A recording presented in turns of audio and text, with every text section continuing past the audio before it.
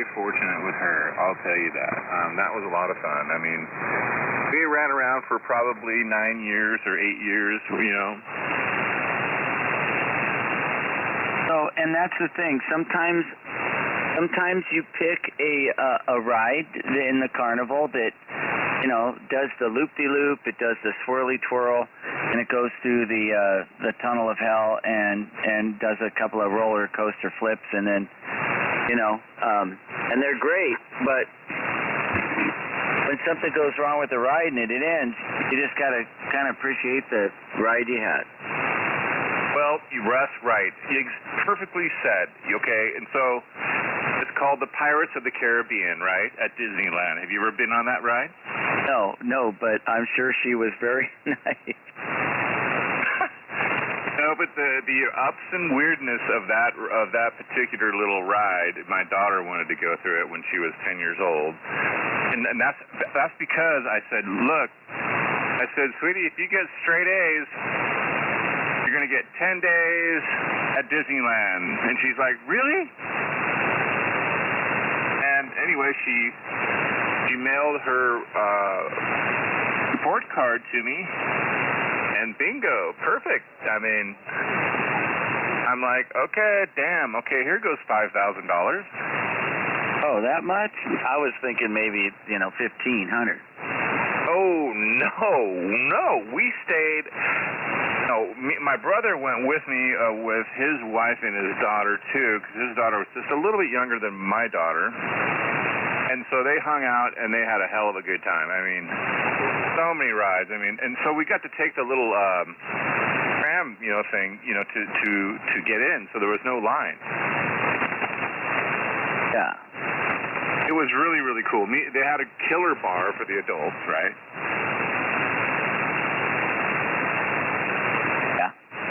And so me and my brother would go down there, but anyway, yeah, it was pretty cool. It was a lot of fun. I mean, they had some space ride that was out of this world. It was total zero-G type ride. I don't know how they pulled that off. It had some crazy effect to the room. I was like completely. I was trying to figure out after that ride how did they do that? Anyway, I think it's called Space Mountain, maybe? Oh. I don't know. It was pretty cool, though, Russ. I mean, it wasn't worth the money, but it was worth the experience.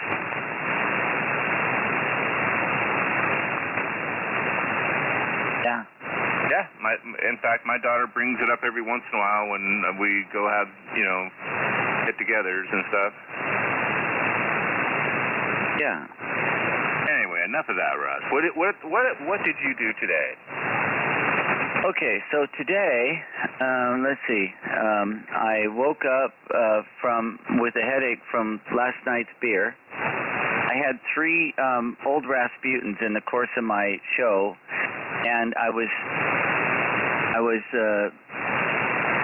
corralled into playing 20 minutes overtime, and had a blast, and then came home, and the whiskey wasn't going to work, so I had to get rid of that and put it back, and then honked out and felt the effects of the morning.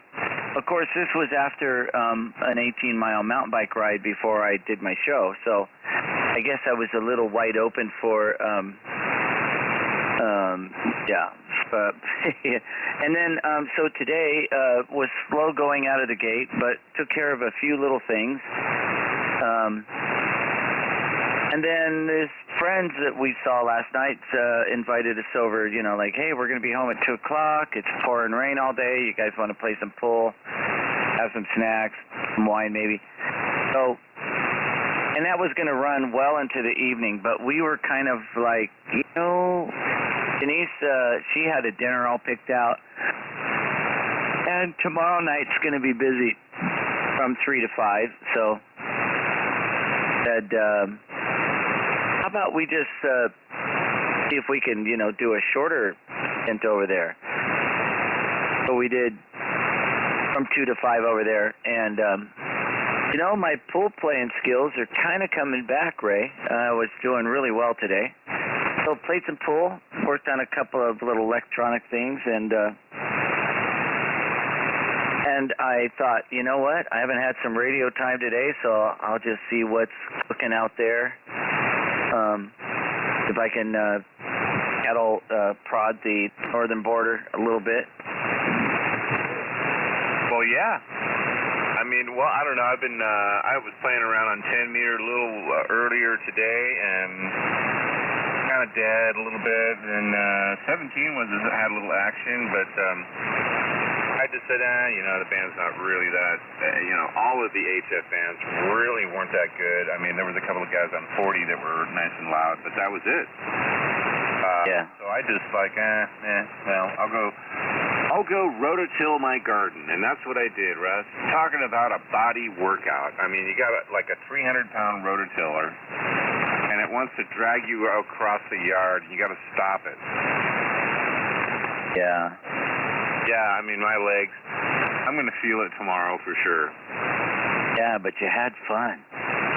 Yeah, well, it was a little, the ground was still a little too moist and gummy, okay, and so it's not like your sandy stuff down there. This is like really, anyway, very heavy soil, very heavy, and anyway, I got some of it done, but I got to wait for it to dry a little bit more. Anyway, back to you, Russ. Moist and gummy? Yeah. That sounds really interesting. Moist and gummy. Gummy? Yeah. But no, it's just heavy, wet soil, and I mulch I do a lot of mulching, right? And so that makes for massive yield, right? Yeah. That's why I grow whatever I grow. It's always way too much. I just learned that from my dad from when I was a kid. My dad always took all the leaves from the trees and put them in a big pile, and then he, spread them out a little bit and make it about, a good little carpet on there, and the worms would eat all that stuff, right? During the wintertime. And so, like right now, the worms are done. They're all fat and they're all, pooping. They're doing their thing, chowing things up, and then that soil is golden every single time. I mean, I've been growing hundreds and hundreds of pounds of veggies, throughout the years. Veggies throughout the year. Oh yeah. Yet no ears of corn. No, I grew corn one time, but it doesn't grow that good in this particular location. The corn likes 12 hours of sun every day. I don't quite have that. It'll grow here. It grows fine. It'll grow 15 feet high. But it just doesn't. I don't know if it was the variety that I choose, the seed, because it just didn't taste that good. Yeah. So I don't know. Who knows? It was beautiful looking corn. It looked great.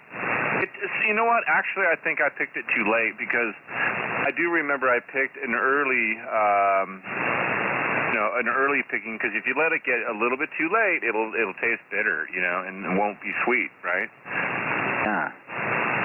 So therefore you give all that corn. I had probably 150 pounds of corn, right? And all these, corn cobs, and they were still, under the husk and everything. And this guy where I worked, he says, "Oh man, if you don't want that, I'll give it to my chickens.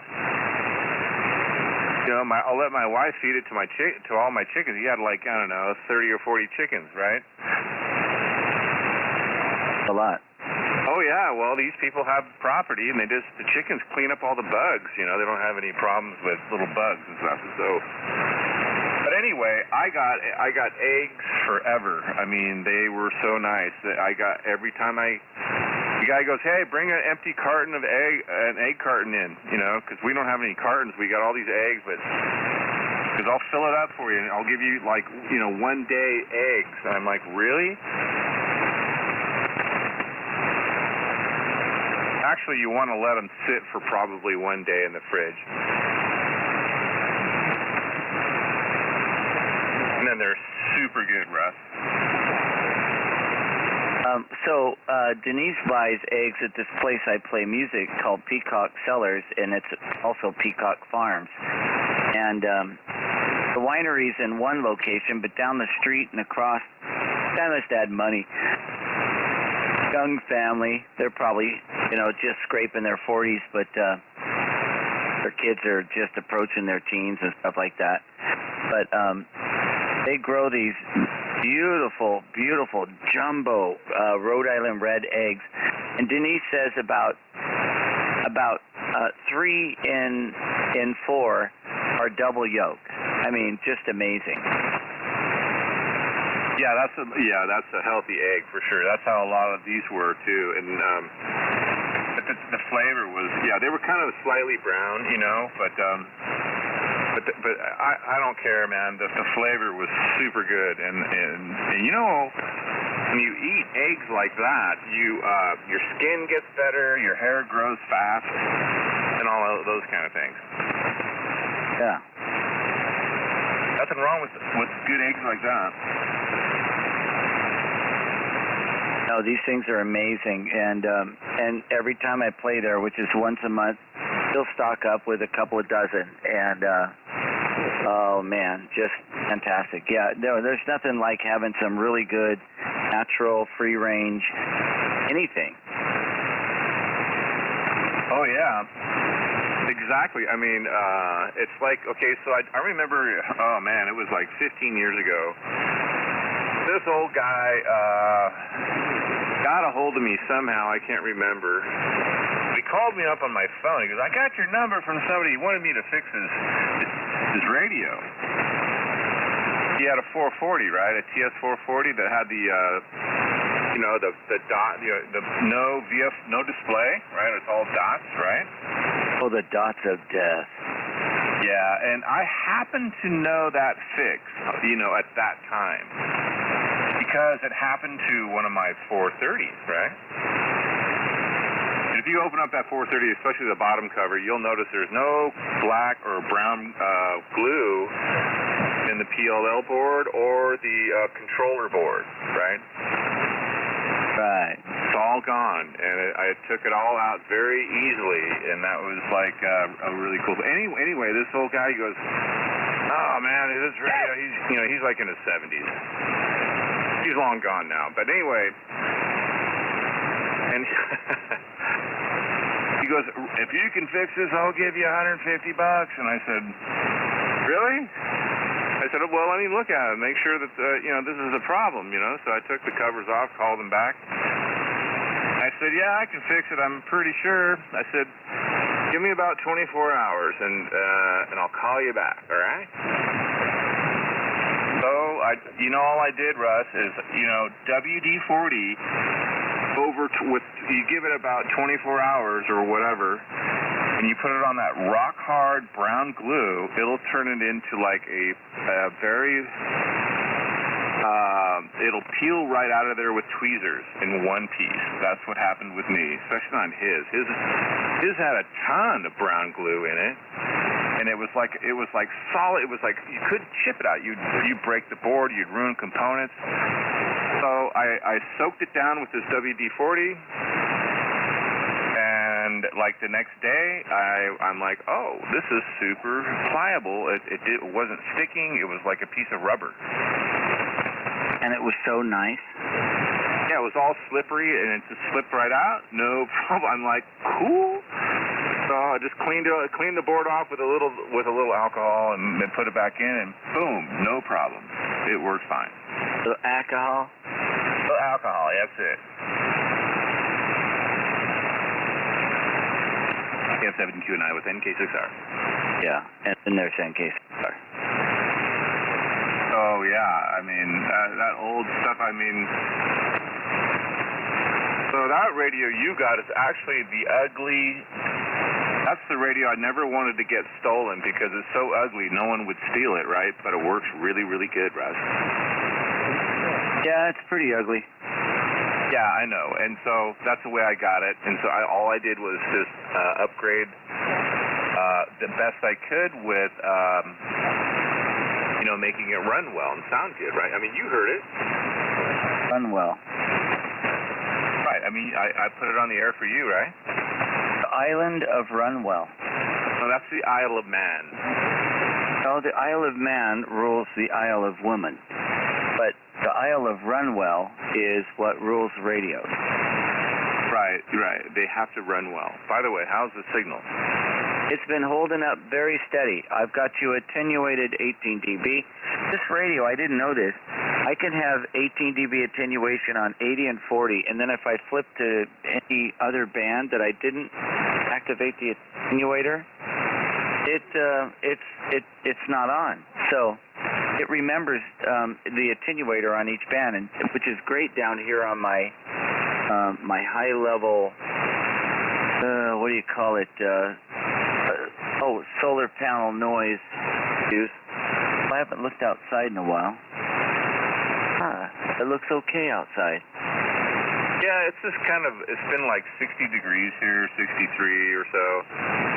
And then, a little breeze will come by and kind of cool it off. And so kind of hitting, not really any rain. The rain has been all east of us, and it's all full of lightning. So I'm glad it's not heading this way. Yeah, it's 48 here right now, outside. 48? Are you kidding? No, I am not skidding, and it's sunny. Wow, there must be some cold air coming around the mountain there. What is it here? Let me look. It's coming out of the back end of the front. Yeah, I'm at 59 degrees. That sounds funny. The back end of the front. Back end of the front. Russ, that's funny. Yeah, that's where the air is coming from. The dairy air? No, just the cold air. There you go. Yeah, it's only like 59 or so here. 58, 59, whatever it takes. I get it. I don't know. It's the weather patterns are kind of weird. Well, I gotta look at the weather thing now. You got me all curious. Gotta look at the Wairika channel. Well, I gotta check out and see. I mean, 48. That's kind of cold, Russ. Yeah, your area, 48 cold. I think you should complain to the governor. The governor? The governor. Well, that pile of crap, he's not going to do any good. Oh, wow, man. So if you got Windy available, just pull up the temperature map. I mean, you're getting cold air directly, and it's skipping this area, and it's getting sucked right down.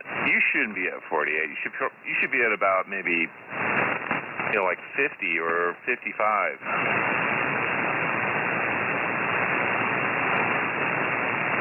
Or 52. Actually, that's what it says right here. Yeah.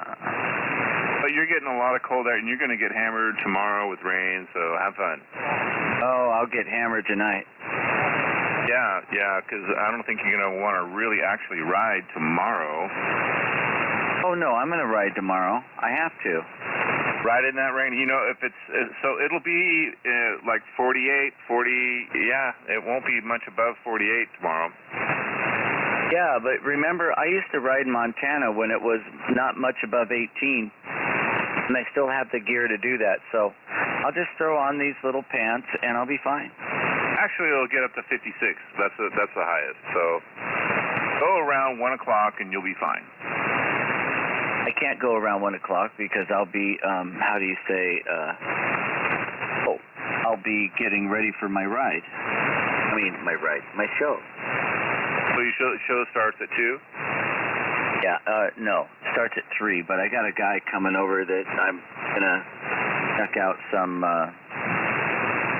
electronic crap. Oh, wow. Yeah, you got a lot of people doing that. Well, anyway, that's how you gain experience, Russ. I mean, really. No, it's better than that, Ray. It's how you build up the energy for positive things to slam into you. You help people out. Things just fall into your lap when you kind of go, wow, how did that happen? Oh, right. You look at the problem, in other words, and you're like, oh, how did you blow that up, right? No. I'm thinking more along the lines of, okay, I'm looking at this guy's, basically they're two heating elements out of a hot tub that I'm going to plug into 220 and have the heating elements inside of a bucket, and I'm going to plug them in just long enough to see if they pop the breaker. Now, I measured the ohmage of these heating elements, and it's about 19 ohms at 220 volts, Ray. So that's a hell of a heating element. Well, that's how you calculate that, and then you turn it into wattage. That sounds a little bit low. I mean, the reason why I'm thinking about something. There's this guy on YouTube. He was talking about making a high-powered dummy load, and you can make like a 3,000 or 4,000 watt dummy load by using heating elements, for water heaters, right? He says, these are about 20 ohms a piece, and so, or 20 plus ohms or something like that, and so you put two of them together and you can make close to 50 ohms, right? Which is a perfect 50 ohm load at 3,000 or 4,000 watts or something like that, right? Oh, heck yeah. So anyway, so what's the problem? I think that sounds a little low to me, you know what I mean, for 240? You just said 20 ohms, and that's what these are coming in at. So what's the problem?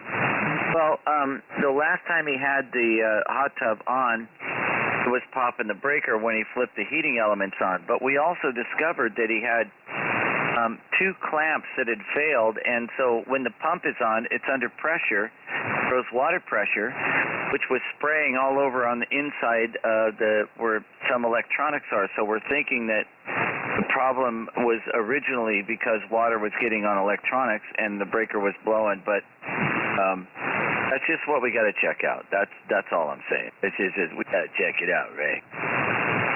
Right. Yeah. You're getting water on everything. You don't really want that on 240. It'll just snap and pop, right? I mean, that's really all it does. But in that situation, but the wiring, I would check all the connections. That kind of stuff. The wire. Simple stuff like that. Russ. I mean, does it have a? I'm sure it uses a big old fat relay, maybe somewhere. Oh, right. Yeah. No. Anyway, it's something we're just going to test. I think the elements are fine because A, they look fine, and B, they're both reading the same. And what I mean by look fine is I once had a hot tub back in the 90s that had it had issues. And so I checked the heating element, and it was about a 3-inch section that had corroded off, and the heating element was exposed to the water, so it was putting voltage into the water. Oh yeah, that'll make it cook and snap and sizzle, right? Well, what it did is it made me jump and twitch and wiggle because it was like uncomfortable. Oh, you were part of the circuit? No, my foot was on the ground or anywhere wet when I went to get in. Something wasn't right.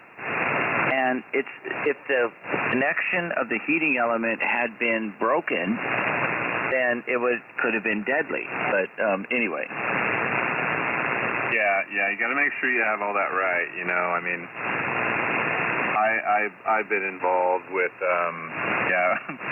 playing around with some of this audio stuff and got nailed a few times with I don't know. I think it was about 300 volts at that time. And women. Yeah, women will distract you. Well, they call you up and they want to have this crazy, weird conversation.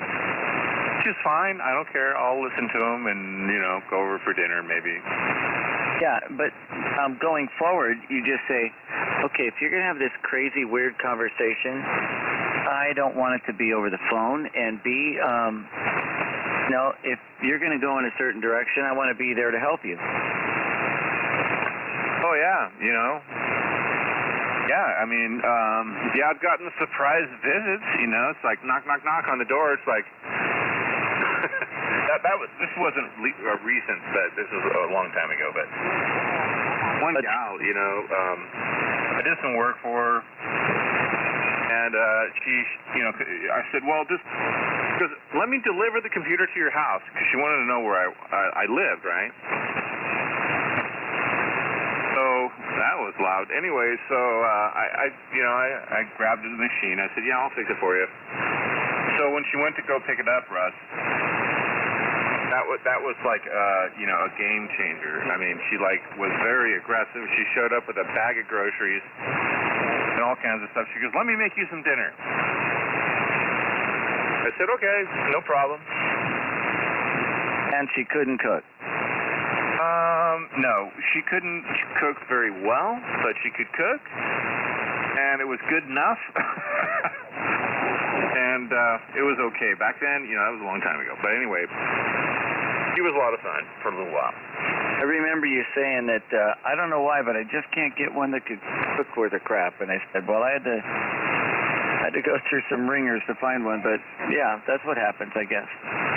Well, okay, so the gal that lived, when I lived down in the Bay Area, the gal that lived down there, she lived in Redwood City.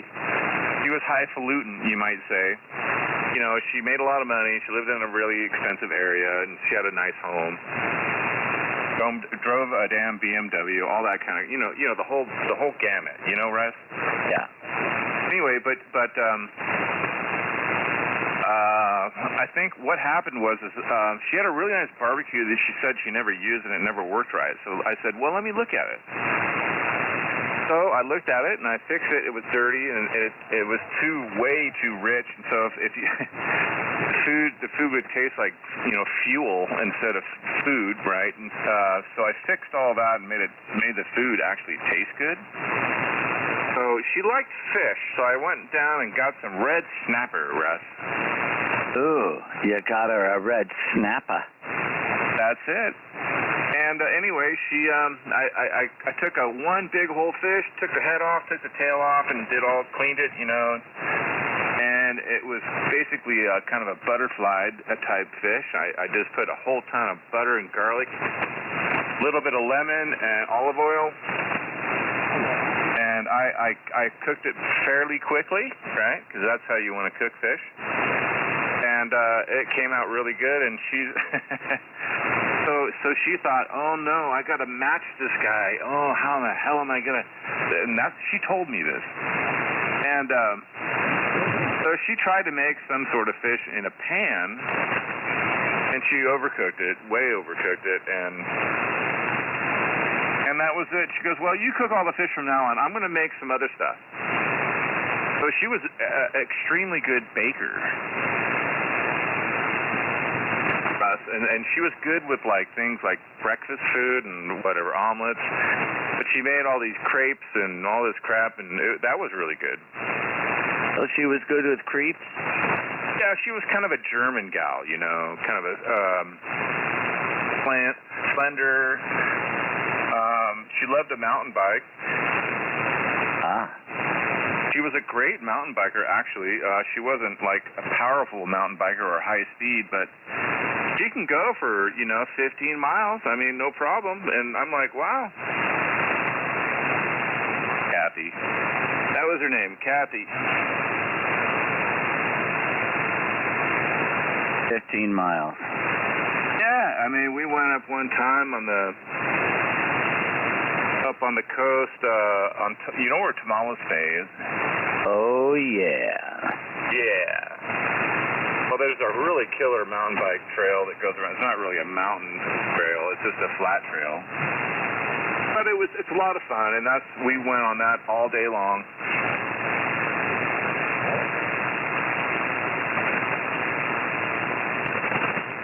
Yeah, she saw my bike.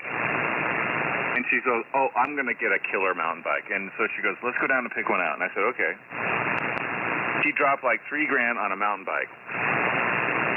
In the 90s? Exactly. She bought a really nice one. I mean, she made the guy set up the seat right because she didn't like the seat a certain way, and the handlebars. And I'm like, damn, I wish I could do that to my bike. Yeah. I don't know. My bike was okay. I'm really particular with the seat as well. You know, the seat is quite a, you know, makes a big difference in the handlebar placement, you know, the level of it, right? Yeah, I set all that stuff up on mine. It's like as soon as I get on it, and now that's some of it's wrong, I just deal with it right away. Well, especially the seat, right? Well, for me, I'm okay with a 1/4-inch padding. I like a good hard seat, but the angle has to be right. I've got the nose down about 5 to 10 degrees because when I'm climbing is when it's important for your seat angle. If I'm going downhill, I'm not even on the seat. I'm on the pedal, standing up over it, you know, just maneuvering and braking and whatever I have to, you know, squirrel around. But, yeah. I probably have about 7 seats in a cabinet that I've gone through here and there.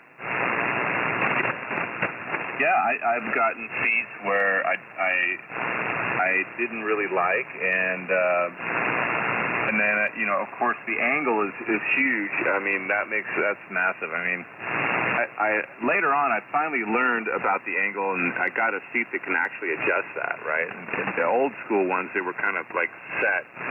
I mean, you couldn't really adjust them too much, and so I got one that you can adjust, you know, dramatically, right? And so that made a huge difference. I mean, as long as that angle was down, you know what I mean? That's really important, especially with guys. Yeah, because you don't want to get, you know, up about 900 feet of a 1,500-foot climb and start to feel a numbness taking place. That's actually a bad thing. So, yeah, they have really good seats, you know, to accommodate for us, for our design. And, yeah. So the one I have on here now, I don't even know what it's called. It's some funky company. Let's see. It's called Ergon, R-G-O-N, and on the side it's called the SRX3-M. Ergon SRX3-M. But for me, what I discovered is the most important to learn about a seat is what is your what do they call those? Where your leg bone attaches to the pelvic bone. There's a certain width that everybody is. You know, you're like narrow, medium, or wide, and I'm bow-legged, and apparently I'm on the wider side. So I remember finding out that 155 millimeters was right for me. And so that's, you know, that's where the support is on the seat. So if you get one too small, it's not going to work. If you get one too wide, if you're smaller, it's not going to, you know, that's what you have to first find out is what your seat size should be. And then once you get that proper width, then the second thing is how much padding do you need? But if you're right enough, you don't need the padding. The same as if you run enough, you know, your feet, you know, don't need to be calloused up. It just everything settles into place. Capiche? Oh yeah, definitely capiche. So Russ, so if you stand up straight, right? Okay, if you're standing, and you put your feet together at the bottom, right? So your ankles are touching, right? And if you stand up straight, how far apart are your kneecaps? You know, standing up straight, you know, like that. Like 2 inches, 3 inches, 4 inches, 1 inch, ½ inch, what? Well, you're saying kneecaps, not the gap between the kneecaps, right? Well, actually the joints, okay, so you know your joints of your knees, okay, so if you stand up straight normally and don't press your knees together, because you can do that if you really want to, I mean, if you got the muscle for it, but if you stand up perfectly straight normal where you're relaxed, you know, your joints, the distance between the joints of your knees, how far is that? Okay, if you're talking about the gap between each knee, you know, the open space, that's 3 inches on me. Okay, so I'm talking about, okay, so like if you take the most gappage, if you look at it, right, okay, so like where the joints, the closest part, where the joints come together, right? Yeah. You know, so if you got 3 inches there, that is a little bit bow-legged, but it's not, I don't think that's unhealthy. I never said it was, and I don't have a problem with it, but I'm glad I'm not knock-kneed. I'm definitely bow-legged because, you know, I got a gap between my knees, and I think my wife does too. She's kind of I call her a gapper. Yeah, I got about 1.5 inches, 2 inches maybe. So I think that's normal. I mean, especially if you run around a lot and you're healthy, right? Well, I don't feel too bad, Ray. I'm not going to complain at this point. I think at my age and what I'm still able to do, I'm kind of feeling okay. Last night's show was just so much fun. I can't tell you how much fun it was. Yeah, I mean, you're in that wonderful world of entertaining people, and you're good at it now. You're in your prime, man. I mean, regardless of the age, I mean, I think you're in your prime. I mean, you're doing well. A lot of people like you. A lot of people having fun. They like the sound. That's what it's all about, Russ. I mean, and you're doing really well. So here's the way I put it. I'm just going to enjoy the ride till it looks like it's about to slow down, and then I'll jump off and do something else. But it is. I super appreciate it. And in fact, this couple that we were with, that I met, I think it's been about 1.5 years or maybe a year ago. We were playing pool today. They're just the nicest people, and the guy's wife, the guy's 6'2", his wife is like 5'3", just the nicest lady. She always says, I've heard a lot of musicians, but I love your voice. That's what she says to me. I just love your voice and what you do. So, I mean, she never gets tired of me. I'm thinking, like, how did that happen? How did that happen to me? Is it out of my passion or... I don't know. I think it's all kind of it's all intertwined. It's all sort of in a matrix or a something like, not a matrix, but I was going to say it's just all of the things that have led me up to the point where I'm getting those compliments from people. It's like, I just want to stay on the ride till it looks like it's about to slow down. So anyway, we've met some great people and we're having a good time. They wanted us to hang out most of the night, but Denise was like, so they surprised me with the suggestion about 11:30. Hey, we're going to go out and do this and that. We'll be home about 2 o'clock. You guys want to come over, and then maybe we'll have some, make some dinner later on and this and that, and play some pool. And this same guy, I've been wanting to help him out with his hot tub, and I said, well, how about this? And, we just curtailed it to what we wanted to do. But Denise and I were just looking for, for the last few weeks, it's just been kind of pegged out busy since Easter. So this was going to be the first Saturday night that we could just kind of chill. Tomorrow will be a simple little 2-hour show in the afternoon, 3 to 5, and then that'll wrap up our week. So I suggested to him, how about we, spend 20 minutes on the hot tub, figure out what's going on. We figured it all out, and then we got into some pool, and we played pool until just right around 5 o'clock. It was perfect. I think we went through 4 games, and Ray, I was really impressed I was doing today. I was like, wow, I was hitting more in than I was not. So that's always a good sign. But anyway, a lot of fun. And and these are this is just one couple of several that have been very gracious. So what do you do with that? You just enjoy it while it's happening, and you give back when you can, right? Yeah, man. I mean, you have fun. You entertain people. Everybody's laughing and having fun and dancing. That's what it's all about, Russ. I mean, you think about it. I would love to be able to do that. I mean, I remember just being the sound guy and making the band sound the best that I could, right? And watching the reaction. I felt like I was part of the band, but I was just a dude sitting up there in this big booth, with all this, mixing crap and, equalizer and power amps and, whatever. And so it was pretty cool. I had a lot of fun. I can relate with that, Russ, big time. You know what I mean? Yeah. Well, and this is what's, it's kind of to this point, Anyway, enough about that. But the thing is that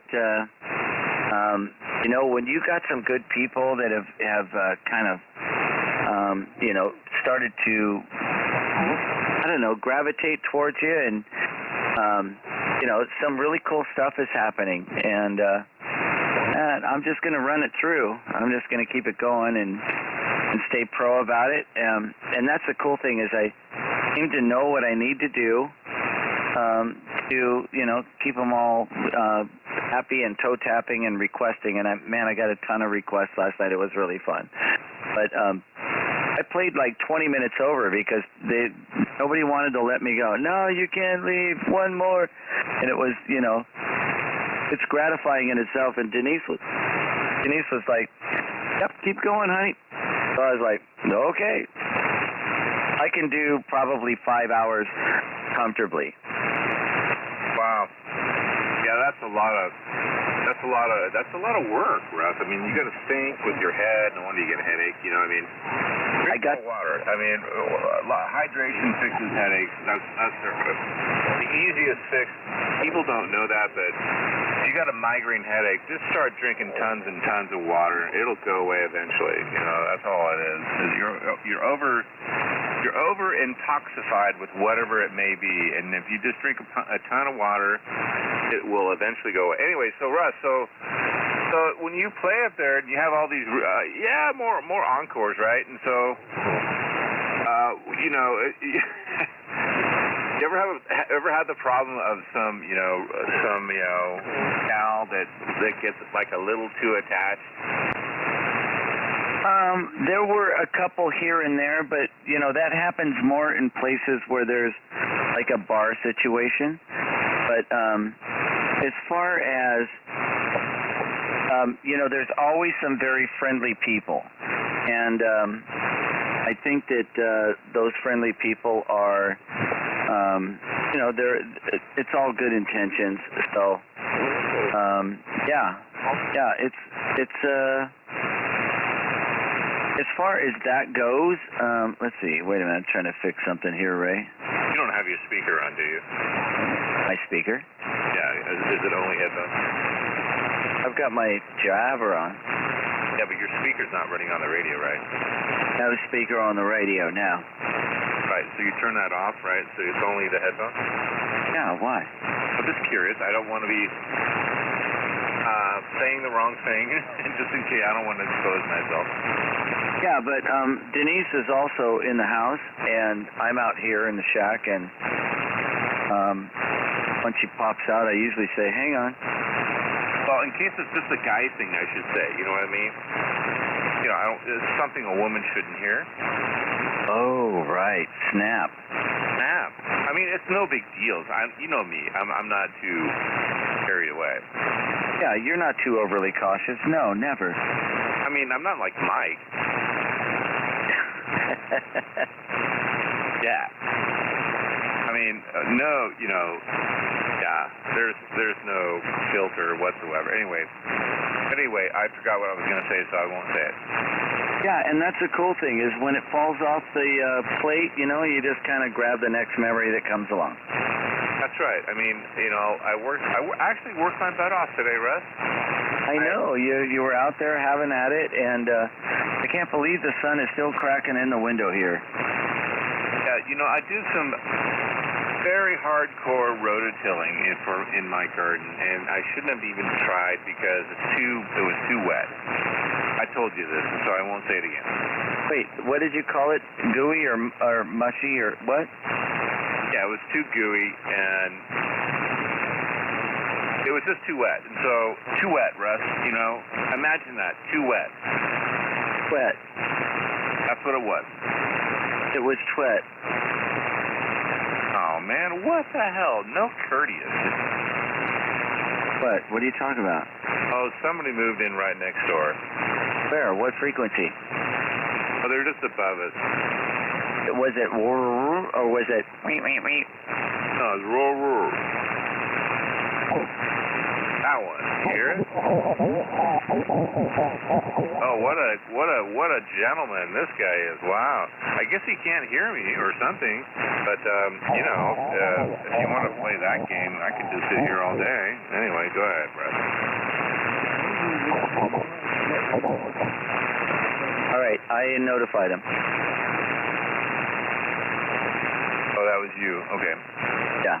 Yeah, it was just some guy we was just talking, and when I told him, he's like, oh, it's in use? I don't know why the squeaking wasn't killing him, but anyway, you know how it is. Oh, yeah, I do. I don't know, maybe your pure signal works so well, and it looks really well on the scope here.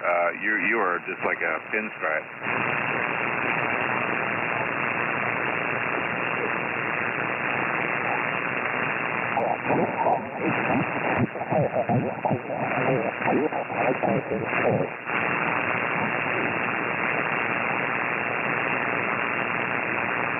Yeah, I'm not sure what the rifle shot net is up above us, but there's, some mobile in Montana wants to get his signal check. So anyway, just give it a minute here, Ray, before we have to rifle off again.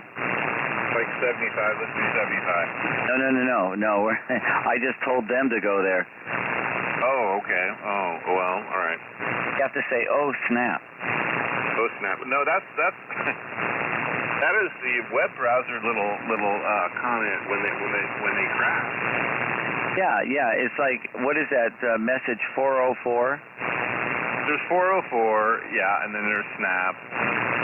Or the combo of, I don't know, I can't remember. I never have my web browsers, or I never have hardly any web browser crash in my world. Okay, so like all my clients, they don't have that problem.